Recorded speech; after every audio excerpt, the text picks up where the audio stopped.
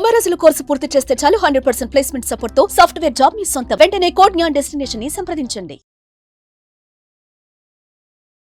నమస్తే, welcome to Suman TV. ప్రస్తుతం మనతో పాటు రాజేశ్వరి అమ్మగారు ఉన్నారు. వీరితో రోజు కొన్ని విషయాలను మనం మాట్లాడదాం. అమ్మ నమస్తే. అమ్మా నమస్తే అమ్మా. అమ్మ, ఇప్పుడు చూస్తుంటాం లైక్ రిలేషన్షిప్స్ లో చాలా ఫాస్ట్ గా ఇప్పుడు ఒకరి నుంచి ఒకరు షిఫ్ట్ అయిపోయి త్వరగా బ్రేకప్స్ చెప్పేసుకుంటూ రిలేషన్స్ అనేవి చాలా త్వరగానే విడిపోతున్నారు. సో ఇలా విడిపోయినప్పుడు వీళ్ళిద్దరిలో ఎక్కువగా బాధపడేది ఎవరు అంటారు అసలు? అంటే అమ్మాయికి ఎక్కువ బాధ ఉంటుందా, అబ్బాయికా? మనం అందరినీ ఒకే రాట కట్టలేము, అంటే ఒకే తాటి మీద పెట్టలేము. It depends upon there mental status. అంటే కొంతమంది చాలా ఎమోషనల్ ఉంటారు, మగపిల్లలైనా చాలా ఎమోషనల్ ఉంటారు. బ్రేకప్ అయిపోతే వాళ్ళు ఎక్కువ చాలా బాధపడతారు. అమ్మాయి స్ట్రాంగ్ గా ఉందనుకో, అమ్మాయి ఎక్కువ బాధపడకపోవచ్చు. జనరల్ గా ఆడవాళ్ళు ఎక్కువ ఎమోషనల్ ఉంటారు కాబట్టి ఆడవాళ్ళు ఎక్కువ బాధపడతారు. మగవాళ్ళు అలాంటిది పెద్దగా పట్టించుకోకపోవచ్చు. కానీ కొంతమంది విషయంలో మాత్రం చాలా ఎమోషనల్ ఉంటారు, అంత తేలిగ్గా మర్చిపోలేరు. ఇప్పుడు దేవదాసు పార్వతి కథ విన్నారు. ఆవిడ ఇంకో పెళ్లి చేసుకుంది, కష్టమో సుఖమో వెళ్ళిపోయింది. కారణాలు ఏవైనా కానీ ఆవిడ జీవితం ఆవిడ సెటిల్ అయిపోయింది. ఈయన మాత్రం ఆవిడనే గుర్తు చేసుకుని ఆవిడ మర్చిపోలేక తాగుబోతుగా మారారు. ఎందుకంటే అది వాళ్ళ మధ్య ఉన్న రిలేషన్కి అంత తొందరగా బ్రేకప్ అయితే చెప్పుకున్నారు, కానీ మనసులోంచి ఆ మనిషిని తీసేయలేకపోయారు. అలాంటి ఎమోషనల్గా వీక్గా ఉన్న మనుషులు ఆడవాళ్ళైనా అంతే, మగవాళ్ళైనా అంతే. అందరూ ఒకేలా ఉంటారు. ఆడవాళ్ళందరూ తేలిగ్గా మర్చిపోతారు, లేదా మగవాళ్ళందరూ తేలిగ్గా మర్చిపోతారని చెప్పలేము. అంటే అనుకుంటారు కదా, ఇప్పుడు బ్రేకప్ తర్వాత పెళ్లి చేసుకున్న ఏదో అమ్మాయి వెళ్ళిపోయిందంటే తన హస్బెండ్ ఫ్యామిలీతో పిల్లలతో మర్చిపోతుంది త్వరగా, అబ్బాయిలు మర్చిపోలేరని అనుకుంటూ ఉంటారు. అవును, కొంతవరకు కరెక్ట్ అది కూడా. ఎందుకంటే అమ్మాయి పెళ్ళి అయిన తర్వాత కష్టమో సుఖమో ఇష్టం లేని పెళ్ళే చేసుకున్నా పిల్లలు సంసారంలో నెమ్మదిగా గతాన్ని మర్చిపోగలుగుతుంది. మరి మగవాడు కూడా పెళ్లి చేసుకుంటే అలాగే మర్చిపోతారు కదా. ఇప్పుడు అమ్మాయి ఎలా ఉందో ఈయన కూడా అలాగే బలవంతంగా పెళ్లి చేసుకున్నాడు అనుకో, కొన్నాళ్ళు ఆమెతో సరిగా ఉండలేకపోవచ్చు. కానీ ఒకే ఇంట్లో ఇద్దరు కలిసి ఉన్న తర్వాత కొన్నాళ్ళకి ఆమె మీద ఆయనకి అభిమానం ఏర్పడచ్చు, ఆప్యాయత ఏర్పడచ్చు. అలా నెమ్మదిగా ఆయన మర్చిపోవచ్చు.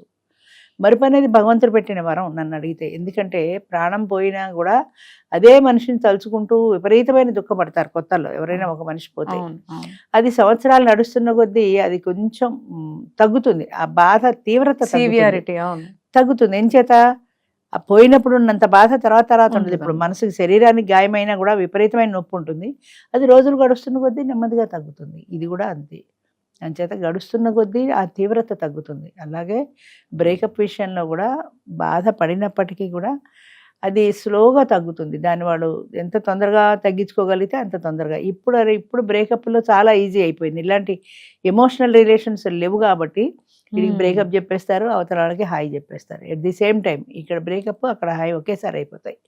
ఆడైనా అంతే. ఈ బాధ ఎందుకు పడాలబ్బా అని చెప్పేసి అంత లేవు, అసలు అలాంటి ఎమోషన్సే లేవు ఆడ మగ మధ్యన. అంటే ఎందుకు ఆ బాధ ఉండట్లేదు అంటారంటే ఎమోషనల్ రిలేషన్ లేదు వాళ్ళు ఉంటున్న రిలేషన్షిప్ లో, వాళ్ళు ఎమోషనల్ గా బాండింగ్ లేదు వాళ్ళిద్దరి మధ్యన. ఒక అవసరం కోసం కలిశారు అంతే. వాళ్ళ మధ్యన ఒక నీడ్ ఉంది, ఆ నీడ్ సాటిస్ఫై అవ్వాలి కాబట్టి కలిశారు. అదే ప్రేమ అనుకుంటున్నారు, అది ప్రేమ కాదు, ఇన్ఫాక్చుయేషన్. అదే ప్రేమ అయితే దానికే వాళ్ళు బద్దులై ఉంటారు కదా. ఎక్కడో కార్టూన్ చూశాను, గర్ల్ ఫ్రెండ్ బాయ్ ఫ్రెండ్ ఇద్దరు కూర్చున్నారు. ఆ అమ్మాయి భుజం మీద చెయ్యేశాడు ఇట్లా వెనక వేసి, అవతల పక్కన ఇంకొక అమ్మాయిని అమ్మాయిని గోకుతున్నాడు వాడు.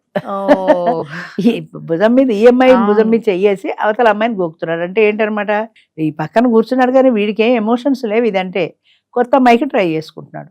ఈ అమ్మాయి అటు తిరిగి కూర్చుంది, వెనక ఏం జరుగుతుందో దానికి తెలియదు కాబట్టి ఆహా నా భుజం మీద చెయ్యేశాడని ఆ అమ్మాయి అనుకుంటుంది. అలా రకరకాల మనుషులు ఉంటారమ్మా. ఎమోషన్ అనేది అది మాటలకు అందని ఒక భావన, మానసికమైన భావన. అంటే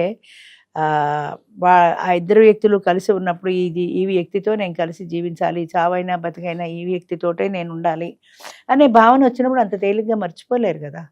బ్రేకప్ చెప్పినా మర్చిపోలేరు.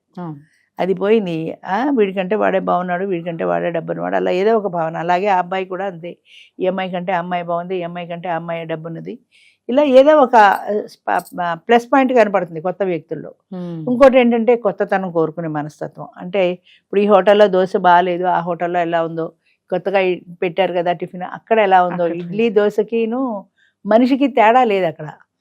ఇడ్లీ దోశ ఎంతో మనిషి కూడా అంతే. ఈ అమ్మాయితో కొన్నాళ్ళు అయిపోయింది కదా, కొత్త అమ్మాయికి లైన్ వేద్దామా, లేదా కొత్త అబ్బాయికి లైన్ వేద్దామా, అంటే మార్పు కోరుకుంటున్నారు ప్రజలు. ఇలా అయిపోయేసరికి మనుషుల్లో కూడా మన రిలేషన్స్ పట్ల ఇన్సెక్యూరిటీ పెరిగిపోయింది. ఇంకా పెరిగిపోతుంది, సహజమే అది. బయటికి వెళ్ళినా కానీ ఇప్పుడు మేము అనుకుంటాం, అమ్మాయి వెళ్ళినా అబ్బాయి వెళ్ళినా కానీ ఎవరితో వెళ్తున్నారో లేదంటే ఎవరితో మాట్లాడుతున్నారో అని ఇన్సెక్యూరిటీ పెరిగిపోతుంది మరి ఇలా చూస్తుంటే అయితే. అవును, అది ఎవరిది వాళ్ళదేనమ్మా. అంటే ఇప్పుడు నేనున్నాను, నేను సంపాదించుకుంటున్నాను, నేను హాయిగా హాస్టల్లో ఉన్నాను, నాకు ఫ్రీడమ్ ఉంది, నాకు ఈ వ్యక్తితో పరిచయం అయింది, ఎక్కడో ఫేస్బుక్లోనో ట్విట్టర్లోనో ఎక్కడో పరిచయం అయింది, 2 సార్లు కాఫీ షాప్లో కలిసాము, 3ఓసారి సినిమా హాల్లో కలిసాము, 4ఓసారి ఓయో హోటల్లో కలిసాము, అంతే. ఓయో హోటల్స్ కూడా అనుకూలంగా ఉన్నాయి కదా. అంచేత ఇవన్నీ అది ఒక దాన్ని ఏమంటారంటే అన్నీ కూడా చివరికి లీడ్ చేసేది ఎక్కడికంటే ఓయో హోటల్లో కలవడానికే లీడ్ చేస్తుంది. ఈ కాఫీ షాప్లో కానీ సినిమా హాల్లో కానీ ఏం కానీ చివరికి లీడ్ చేసేది అల్టిమేట్ గోల్ అది.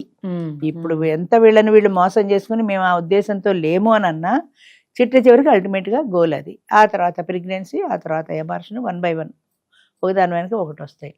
అది మొట్టమొదటే మనం కంట్రోల్ పెట్టుకోగలిగితే మేలు కదా అనుకుంటే, అలా కంట్రోల్ పెట్టుకున్న ఆడది కానీ మగవాడు కానీ ఎందుకు పనికిరాని చవట సన్యాసి కింద లెక్క వాళ్ళ ఫ్రెండ్ సర్కిల్లో. వాడికి ఒక బాయ్ ఫ్రెండ్ లేడు, వీడికి ఒక గర్ల్ ఫ్రెండ్ లేదు అని అంటే అమ్మాయిల కంటే ఎక్కువ కూడా అబ్బాయిలలో ఉంటుందేమో. చాలా ఇన్సల్ట్ ఫీల్ అయిపోతారు. నీకు ఒక గర్ల్ ఫ్రెండ్ కూడా లేదా అంటే చాలా ఇన్సల్ట్ ఫీల్ అయిపోతారు. నాకు ఎంతమంది గర్ల్ ఫ్రెండ్స్ ఉంటే అంత గొప్ప. అదే డబ్బున్న వాడైతే ఇంకా ఎక్కువ మందిని, ఎందుకంటే క్లబ్బులకి పబ్బులకి తీసుకెళ్ళగలడు, వాళ్ళ ఖర్చులు మెయింటైన్ చేయగలడు కాబట్టి వాడికి ఎక్కువ మంది గర్ల్ ఫ్రెండ్స్ వస్తారు. అంచేత ఎంతమంది నాకు 10 మంది గర్ల్ ఫ్రెండ్స్ ఉన్నారు తెలుసా అని గొప్పగా చెప్పుకుంటాడు అనమాట. సింగిల్ ఒక్క అమ్మాయితో డెడికేటెడ్ గా ఉంటే లెక్క కడుతున్నారు.